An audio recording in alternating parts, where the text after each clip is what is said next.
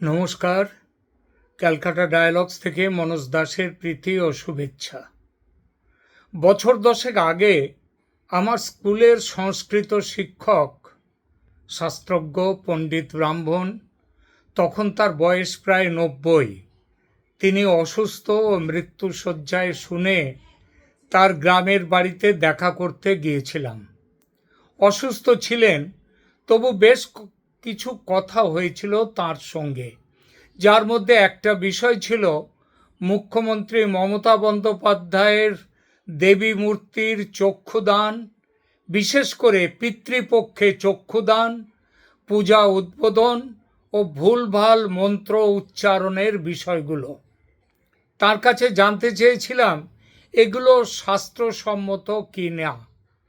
তিনি এসব কাজকে শুধু যে অশাস্ত্রীয় বলেছিলেন তা নয়, বলেছিলেন এসব কাজ পাপ, আর পাপ বাপকেও ছাড়ে না, কর্মফল ভোগ করতেই হয়। মমতা ব্যানার্জি এবং তার অনুচর সহচর যারা এসব পাপ করেছেন ও করছেন, তার প্রতিফল অবশ্যই পাবেন, এটা তিনি বলেছিলেন আজ থেকে 10 বছর আগে। আজ এই 2026-এ মমতা এবং তার অনুচর সহচররা কি সেই পাপের ফল পেতে শুরু করেছেন? পার্থ চট্টোপাধ্যায়, অনুব্রত মণ্ডল, সুজিত বসু, উদয়ন গুহ, স্বরূপ বিশ্বাস, একের পর এক নাম, লম্বা লাইন। কেউ জেল খেটে এসেছেন, কেউ হাজত, আবার কেউ দুঃস্বপ্নের রাত কাটাচ্ছে। কে কখন খাঁচার ভেতরে চলে যাবেন সেই দুঃস্বপ্ন। মমতা নিজে এবং তার ভ্রাতুষ্পুত্র শ্রীমান অভিষেকও প্রহর গুনছেন কখন অবধারিত ভবিতব্য দরজায় এসে কড়া নেড়ে বলবে, মমতা ব্যানার্জি বাড়ি আছেন? অভিষেক ব্যানার্জি দরজা খুলুন। আমার শাস্ত্রজ্ঞ পণ্ডিত মশাই এখন বেঁচে থাকলে দেখা করে বলতাম, আপনার কথা সত্যি হয়েছে, মমতার পতন হয়েছে, তার দল ভেঙে চুরমার হয়ে যাচ্ছে। পণ্ডিত মশাই 2 বছর আগে মারা গেছেন। পণ্ডিত মশাই বেঁচে থাকলে ধীরে কিন্তু খুব দৃঢ় কণ্ঠে বলতেন, শাস্ত্রের বচন মিথ্যে হয় না। এমন ছিল শাস্ত্রের প্রতি, শাস্ত্রের বচনের প্রতি তার অগাধ বিশ্বাস। শাস্ত্র এ বিষয়ে কি বলে সেই আলোচনা করব আজকের প্রতিবেদনে। বিষয়টা নিয়ে বেশ কিছু চর্চা করে তবে আপনাদের সামনে এসেছি। ভুল ভ্রান্তি হয়ে থাকলে ক্ষমা করে নেবেন এবং সেগুলো আমাকে বলবেন, যাতে আমি আমার জ্ঞান বাড়িয়ে পরবর্তী সময়ে এই নিয়ে নির্ভুল কোনো আলোচনা করতে পারি। চলুন যাওয়া যাক আলোচনায়। আজকের আলোচনা শুরু করি একটি প্রশ্ন দিয়ে। একজন মুখ্যমন্ত্রী কি পূজারী ব্রাহ্মণের ভূমিকা নিতে পারেন? পিতৃপক্ষে কি দেবীর চক্ষুদান করা যায়? দেবীপক্ষ শুরুর আগেই কি দুর্গাপূজার উদ্বোধন শাস্ত্রসম্মত? একজন রাজনৈতিক নেতা যদি বারবার প্রকাশ্যে ভুল মন্ত্র উচ্চারণ করেন, শাস্ত্র তাকে কিভাবে দেখে? প্রথমে মমতা বন্দ্যোপাধ্যায়ের ব্যক্তি জীবন নিয়ে বলি। তিনি ব্রাহ্মণ সন্তান, ব্রাহ্মণের মেয়ে, কিন্তু আবার সেখানে ব্রাহ্মণের মেয়ে, কিন্তু তিনি ব্রাহ্মণের মেয়ে হয়ে তার মায়ের কাজ করেছিলেন কিন্তু 3 দিনে। হিন্দু ধর্মে বিবাহিতা মেয়েরা তারা যদি বিবাহিতা না হন, গোত্রান্তর না ঘটে থাকে, তাহলে তারা ওই তাদের পরিবারের পুরুষদের ছেলেদের যেমন 13 দিনের তাদের শেষ কাজ করতে হয়, সেই রকম তাকেও করতে হওয়ার কথা ছিল। কিন্তু তিনি তো আইনত প্রকাশ্যে তিনি বিবাহিতা নন, যদিও অপ্রকাশ্যে এমন খবর আছে যে বিশেষত দীপক ঘোষের বই থেকে আমরা যে জানি তিনি বিবাহিত এবং তিনি বিবাহ কোনো ব্রাহ্মণকে করেননি। অর্থাৎ তার গোত্রান্তর যদি সত্যিই ঘটে থাকে তাহলে তিনি অব্রাহ্মণ হয়ে গেছেন। তাহলে কি তিনি এই মন্ত্র উচ্চারণ করে তিনি কি পুজো করতে পারেন? আর এই যে প্রশ্নগুলো করলাম, যা তিনি করেছেন সেগুলো কি শাস্ত্রসম্মত? তিনি রাজনৈতিক নেতা ঠিকই, রাজনৈতিক নেতা একজন। হিন্দু ধর্মকে প্রকাশ্যে ন্যাস্টি রিলিজিয়ান বলার পর যদি কালীঘাটের কালী মন্দিরে গিয়ে ভক্ত সেজে ষোড়শ উপচারে পুজো করতে বসেন, তাহলে কি মা কালী কি তার পূজা নেবেন? যদি না নেন, যদি দেবতা বা দেবী সত্যিই ক্রুদ্ধ হন তার ওপর, এবং সেই ক্রোধের বহিঃপ্রকাশ কি মমতা ব্যানার্জিকে আজকের এই অবস্থায় 2026-এর আজকে জুলাইয়ের 5 তারিখে যে অবস্থায় তিনি আছেন সেখানে কি এনে ফেলেছে? এবং আগামী দিনে কি আরও বড় বিপর্যয় তার জন্য অপেক্ষা করছে? এ বিষয়ে শাস্ত্র কি বলে? এই সমস্ত প্রশ্নকে ঘিরে পশ্চিমবঙ্গে গত 1.5 দশকে বিতর্ক যে হয়নি তা নয়। এই বিতর্কের শাস্ত্রীয় ভিত্তি কি আদৌ কিছু আছে? আজ কোনো রাজনৈতিক দলকে, কোনো ব্যক্তিকে সমর্থন বা বিরোধিতা আমি করব না। আজ আমরা দেখব হিন্দু শাস্ত্র কি বলে এই বিষয়গুলোতে। প্রথমে আসা যাক, পিতৃপক্ষে তার চক্ষুদান করা, পিতৃপক্ষে পূজা উদ্বোধন করা, এটা কতটা শাস্ত্রসম্মত? পিতৃপক্ষ কেন আলাদা? হিন্দু ধর্মে 1 বছরের সময়কে, একটা বছরকে শুধু ক্যালেন্ডার দিয়ে ভাগ করা হয়নি, প্রতিটি সময়ের নিজস্ব ধর্মীয় তাৎপর্য রয়েছে। পিতৃপক্ষের মূল উদ্দেশ্য পূর্বপুরুষদের শ্রাদ্ধ, তর্পণ ও স্মরণ করা। অন্যদিকে দেবীপক্ষ শুরু হয় মহালয়ার মাধ্যমে। এই কারণেই দুর্গাপূজার সমস্ত প্রধান আচার, যেমন বোধন, অধিবাস, আমন্ত্রণ, নবপত্রিকা, মহাসপ্তমী, সবই হয় দেবীপক্ষে। আচার গ্রন্থ যেমন ধর্মসিন্ধু, নির্ণয় সিন্ধু, কাল বিবেক প্রভৃতি যে আচার গ্রন্থ আছে, তারা এই ধারাকেই অনুসরণ করেছে। অর্থাৎ পিতৃপক্ষ এবং দেবীপক্ষের উদ্দেশ্য সম্পূর্ণ ভিন্ন। তাহলে চক্ষুদান কেন এত গুরুত্বপূর্ণ? অনেকেই ভাবেন চোখ আঁকা মানেই চক্ষুদান হয়ে গেল, কিন্তু শাস্ত্রে বিষয়টি এত সরল নয়। প্রতিমা যখন শিল্পীর হাতে তৈরি হয় তখন তা কেবল একটি শিল্প। শিল্পমূর্তি কখন দেবমূর্তি হয়? চক্ষুদান, প্রাণ প্রতিষ্ঠা, আবাহনের পরেই সেই শিল্পমূর্তি হয়ে ওঠে দেবমূর্তি। এই কারণেই চক্ষুদানকে কেবল শিল্প নয়, একটি ধর্মীয় আচার হিসেবে দেখা উচিত, দেখা হয়। হিন্দু শাস্ত্রের তারই বিধান। এই আচার কে করার অধিকারী কে? সাধারণত পূজারী আচার্য মন্ত্র উচ্চারণের মধ্য দিয়ে এই কাজ সম্পন্ন করেন। অনেক ঐতিহ্যবাদী পুরোহিত মনে করেন রাজনৈতিক ব্যক্তিত্বের প্রতীকী চক্ষুদানও শাস্ত্রীয় রীতির বিরুদ্ধে, অর্থাৎ শাস্ত্রসম্মত নয়। এবার আসি, তাহলে কি দেখা গেল? দেখা গেল যে মমতা এই যে চক্ষুদান করে এসছেন পিতৃপক্ষে পুজোর উদ্বোধন করছেন, সবগুলোই ভয়ঙ্করভাবে, ভীষণভাবে শাস্ত্রবিরুদ্ধ কাজ। এবার আসি মন্ত্রের গুরুত্ব নিয়ে। সেটা হচ্ছে হিন্দু ধর্মে শব্দই শক্তি। তাই বৈদিক পরম্পরায় কি বলা হয়েছে? বলা হয়েছে স্বরত বর্ণত বা মিথ্যা প্রযুক্ত ন তমর্থ মাহ সবাগবজ্র যজমানং হীনয়স্তি। অর্থাৎ বাংলায় অর্থ, স্বর বা বর্ণে ভুল হলে মন্ত্র তার প্রকৃত অর্থ বহন করে না, মন্ত্রের শক্তি নষ্ট হয়।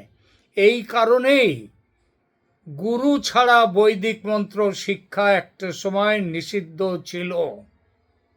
এবার আসি ভুল হলে।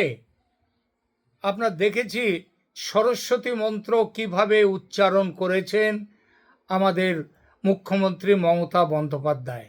সরস্বতীও দেবী, দেবী মন্ত্রের উচ্চারণ তিনি যা করেছেন, তার না আছে মাথা, না আছে মুন্ডু, সেটা হাসির খোরাক করেছেন। এবং একবার নয়, দিনের পর দিন তিনি এই ভুল করে গেছেন। ভুল বললে এটা ভুল, আর যদি ইচ্ছা করে বলার হয় মজা করার জন্যে, এই মিডিয়ায় টিকে থাকার জন্যে, ভেসে থাকার জন্যে, ভেসে তো তিনি ছিলেন, কিন্তু তিনি আরও মানুষের নজরকে অন্যদিকে ঘুরিয়ে দেওয়ার জন্যে তিনি যদি এগুলো করে থাকেন, এই ভুলগুলো, তাহলে কি হবে?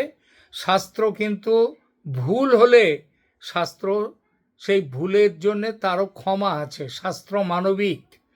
যদি অবশ্য ভুল ইচ্ছাকৃত না হয় এবং মন্ত্র উচ্চারণ যিনি করেন তার মধ্যে যদি ভক্তি থাকে। আমরা পুজোর মন্ত্র উচ্চারণে গিয়ে অনেক সময় ভুল করে থাকি, কিন্তু তার মধ্যে ভক্তি থাকে। তাই পুজোর শেষে বলা হয় কি, যদি ইচ্ছাকৃত না হয় এবং মন্ত্র উচ্চারণ যিনি করেন তার মধ্যে যদি ভক্তি থাকে, সেই বিষয়ে আমাদের শাস্ত্রে কি বলা আছে? মন্ত্রহীনং ক্রিয়াহীনং ভক্তিহীনং সুরেশ্বর যৎ পূজিতং ময়া দেব পরিপূর্ণ তদস্তু মে। অর্থাৎ মন্ত্রে, ক্রিয়ায় বা ভক্তিতে যদি ত্রুটি হয়ে থাকে, হে দেবতা, হে দেব, হে দেবী, আপনি ক্ষমা করুন। অর্থাৎ একবার ভুল হলে ক্ষমা প্রার্থনার ব্যবস্থা আছে। কিন্তু প্রশ্ন ওঠে, যদি একজন ব্যক্তি বছরের পর বছর প্রকাশ্যে একই ধরনের ভুল করে যান, মজা করার জন্য যদি তিনি ভুল মন্ত্র বলেন, তখন এই প্রশ্নের উত্তর নিয়ে ধর্মীয় পণ্ডিতদের মধ্যে মতভেদ রয়েছে। কেউ বলেন এটা অজ্ঞতা, আর অজ্ঞতা ক্ষমার যোগ্য। কিন্তু অজ্ঞতা সবসময় ক্ষমার যোগ্য নয়। যদি সেই অজ্ঞতা ইচ্ছাকৃত এবং অজ্ঞতা শুধরে নেওয়ার কোনো চেষ্টা না থাকে, তাহলে সেটা ক্ষমার অযোগ্য অজ্ঞতা। আবার কেউ বলেন একই ভুল বারবার করা বা ত্রুটি শুধরে যথাযথ মন্ত্রপাঠ না করা হলো ধর্মীয় আচারকে যথাযথ গুরুত্ব না দেওয়ার লক্ষণ। এবং এই লক্ষণে মমতা বন্দ্যোপাধ্যায় এই দোষে দুষ্ট। এরপরে আসি ধর্মীয় আচার বনাম রাজনৈতিক অনুষ্ঠান। গত এক দশকে পশ্চিমবঙ্গে দুর্গাপূজার উদ্বোধন, অনুদান, বিভিন্ন প্রতীকী আচার, এসব নিয়ে নতুন একটা ধারা তৈরি হয়েছে এবং এই ধারায় আবার নেতৃত্ব দিয়েছেন অনেকাংশে মমতা বন্দ্যোপাধ্যায়। যারা সমর্থক তারা কি বলেন? এতে দুর্গাপুজো আরও সার্বজনীন হয়েছে। অন্যদিকে বহু ঐতিহ্যবাদী মানুষ, পুরোহিত, শাস্ত্রজ্ঞ এবং সাধারণ মানুষের মত, রাজনৈতিক অনুষ্ঠান এবং ধর্মীয় আচারকে এক করে ফেলা উচিত নয়। এতে পূজা আর ধর্ম আচরণ থাকে না, হয়ে ওঠে আর এক রাজনীতির উপাদান আর ফুর্তির উপাদান। আগে বলা হতো দুর্গা পূজা, এখন বলা হয় দুর্গা উৎসব, দুর্গোৎসব। কে কত জাঁকজমক দেখাবে সেই উৎসব, তার যেন পাল্লা। রবি ঠাকুর লিখেছিলেন, রথযাত্রা লোকারণ্য মহাধুমধাম, ভক্তেরা লুটায়ে পথে করিছে প্রণাম। রথ ভাবে আমি দেব, পথ ভাবে আমি, মূর্তি ভাবে আমি দেব, হাসে অন্তর্যামী। সেখানে তবু তো কবি ভক্তদের পথে লুটিয়ে প্রণাম করার কথা বলেছেন। দুর্গাপূজার মণ্ডপে যান, দেখবেন ভক্তি ব্যাপারটা নেই, প্রণাম প্রণতি, লুটিয়ে প্রণাম আসে ভক্তি থেকে।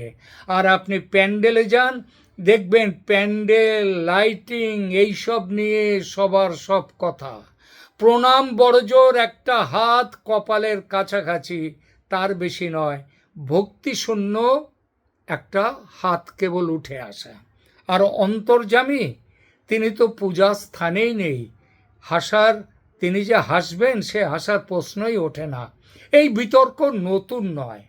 ধর্ম সম্পর্কে বিতর্কিত মন্তব্য মমতা বন্দ্যোপাধ্যায় করেছেন, একবার নয় বহুবার। জনপরিসরে বহুবার অভিযোগ উঠেছে যে হিন্দু ধর্ম সম্পর্কে বিতর্কিত মন্তব্য করেছেন প্রাক্তন মুখ্যমন্ত্রী মমতা ব্যানার্জি। রেড রোডের ঈদের মিলনে সম্প্রতি, খুব বেশি কাল আগের নয়, তিনি হিন্দু ধর্মকে ন্যাস্টি রিলিজিয়ান বা গন্ধা ধর্ম বলেছেন। এই নিয়ে একাধিক মামলাও দায়ের হয়েছে তার বিরুদ্ধে। ভারতের সংবিধান বলে, যদি কোনো ব্যক্তি কোনো ধর্মকে অবমাননাকর ভাষায় সম্বোধন করেন তাহলে তার ধর্মীয় অনুভূতিতে আঘাত করা এবং আইনত তিনি অপরাধী। এই অপরাধের সাজা তাকে পেতেই হবে, মমতাকে পেতেও হবে। এটা দেশের আইন অনুযায়ী অপরাধ, আর শাস্ত্রের বচন অনুযায়ী এটা অপরাধের সঙ্গে পাপ। তুমি ধর্মহীন হতে পারো নিশ্চয়, সে অধিকার তোমার নিশ্চয়ই আছে, কিন্তু কোনো ধর্মকে ন্যাস্টি বা গন্ধা বলার অধিকার তোমার নেই, তাই তুমি যে হরিদাস পাল হও না কেন। কর্মফল নিয়ে শাস্ত্র কি বলে?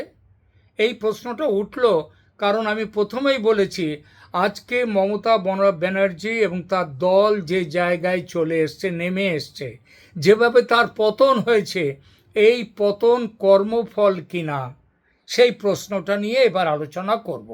কর্মফল নিয়ে শাস্ত্র কি বলে? সবচেয়ে গুরুত্বপূর্ণ প্রশ্ন, শাস্ত্র কি বলে সেই বিষয়। শাস্ত্রে বলছে, যে ধর্ম লঙ্ঘন করবে সে কি অবিলম্বে শাস্তি পাবে? অবিলম্বে, কথাটা খেয়াল করবেন, অবিলম্বে না, শাস্ত্র এত সরল নয়। ভগবদ গীতায় কর্মফলের কথা বলা হয়েছে। মানুষ কর্ম করবে ফলের প্রত্যাশা না করে। তার মানে এই নয় যে কর্মফল বলে কিছু নেই। বলা হয়েছে তুমি কর্ম করে যাও, কিন্তু তোমার ফলের প্রত্যাশা তোমার করো না। ফল নির্ধারণ করবেন ঈশ্বর। কখন করবেন তিনি, কিভাবে, কোন রূপে, সেটা মানুষের হাতে নেই, আবার মানুষের হাতে আছেও। ঈশ্বর কারো না কারো হাত দিয়ে সেই কর্মফল পাঠিয়ে দেন সেই পাপীর কাছে, যার প্রাপ্য সেটা।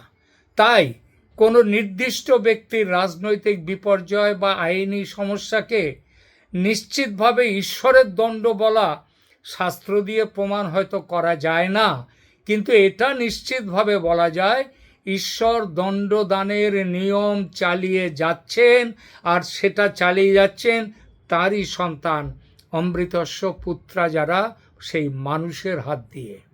পশ্চিমবঙ্গের সাধারণ মানুষ যেমন মমতাকে রাজপাট থেকে সরিয়ে কর্মফল দিয়েছে, পরের পর্যায়ে আসবে আদালতের জজ সাহেবদের হাত ধরে তার কর্মফল পাওয়ার কথা।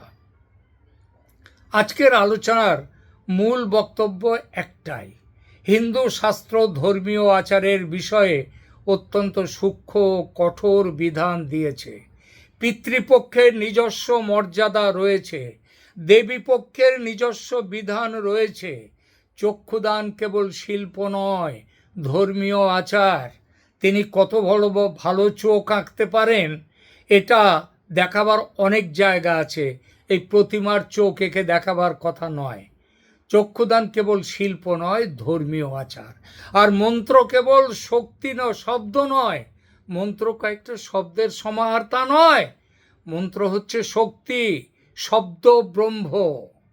তাই যেই হন রাজনীতিবিদ অথবা শিল্পী বা সাধারণ মানুষ, ধর্মীয় আচারে অংশ নিলে শাস্ত্রীয় বিধান সম্পর্কে সচেতন থাকা প্রয়োজন। যদি সচেতনতা নাও থাকে, সেই শিক্ষা বা দীক্ষা সেটা যদি নাও থাকে, সেই অভাবটা পূরণ করে নেওয়া যায় আর একটা দিক দিয়ে, সেটা হচ্ছে ভক্তি। সেই ভক্তি দিয়ে অজ্ঞানতাকে দূর করা যায়। আর যেখানে অজ্ঞানতার সঙ্গে ভক্তিও থাকে না, সেখানে কিন্তু ঈশ্বর ক্ষমা করেন না। আর একটি কথা, গণতন্ত্রে রাজনৈতিক সমালোচনা করা যায়, ধর্মীয় আচারের সমালোচনা করা যায়, কিন্তু কোনো ব্যক্তির জীবনে ঘটে যাওয়া প্রতিটি ঘটনার কারণকে নিশ্চিতভাবে ঈশ্বরের শাস্তি বলে ঘোষণা করা শাস্ত্রীয়ভাবে প্রমাণ করা যায় না। আমি সেটা করছিও না। সেই বিচার হিন্দু দর্শনের মতে শেষ পর্যন্ত ঈশ্বর ও কর্মফলের অধীন। আপনি যেমন কাজ করবেন, কর্ম করবেন, তার ফলও তেমন পাবেন। যে গাছ আপনি পুঁতবেন সেটা যদি বিষবৃক্ষ হয়, তবে তা থেকে বিষের ফল আসবে। আর অমৃত বৃক্ষ যদি আপনি তা রোপণ করেন, অমৃতের বীজ, সেখান থেকে অমৃতের বৃক্ষ আসবে। ভিডি ঈশ্বর, কর্মফলের, শেষ পর্যন্ত আমাদের সব কাজ হিন্দু দর্শনের মতে আমাদের সব কাজ ঈশ্বর ও কর্মফলের অধীন। ভিডিও শেষ করার আগে দর্শকদের উদ্দেশ্যে প্রশ্ন আমি রাখছি, আপনাদের কি মনে হয় ধর্মীয় এই কদাচার করার জন্যই কি আজ মমতা ব্যানার্জি এবং তার দলবলের এই পর্যায়ে এই পতন হয়েছে? এইটা, কিংবা আরও একটা প্রশ্ন এই সাথে, যে সম্পূর্ণভাবে শাস্ত্রের বিধান মেনেই কি হওয়া উচিত আমাদের সব ধর্মীয় আচার? আর যদি ধর্মীয় আচারে যদি কোনো জায়গায় ঘাটতি থাকে, অজ্ঞতা থাকে, আমরা কি ভক্তি দিয়ে সেই অজ্ঞতা, সেই ঘাটতি দূর করতে পারি? আপনার মতামত অবশ্যই কমেন্টে লিখুন। আবার দেখা হবে। ভালো লাগলে আজকের এই আলোচনা, ভালো লাগলে যতটুকু আপনাদের সামনে আনতে পেরেছি এর জন্যে অনেক পরিশ্রম, অনেক পড়াশুনো করে তারপরে আপনাদের সামনে এসেছি। আমার অজ্ঞতা থাকতে পারে, কিন্তু চেষ্টার ত্রুটি ছিল না। ভালো থাকবেন, আর আমার চ্যানেলকে ভালো লাগলে সাবস্ক্রাইব করবেন আমার চ্যানেলকে। ধন্যবাদ।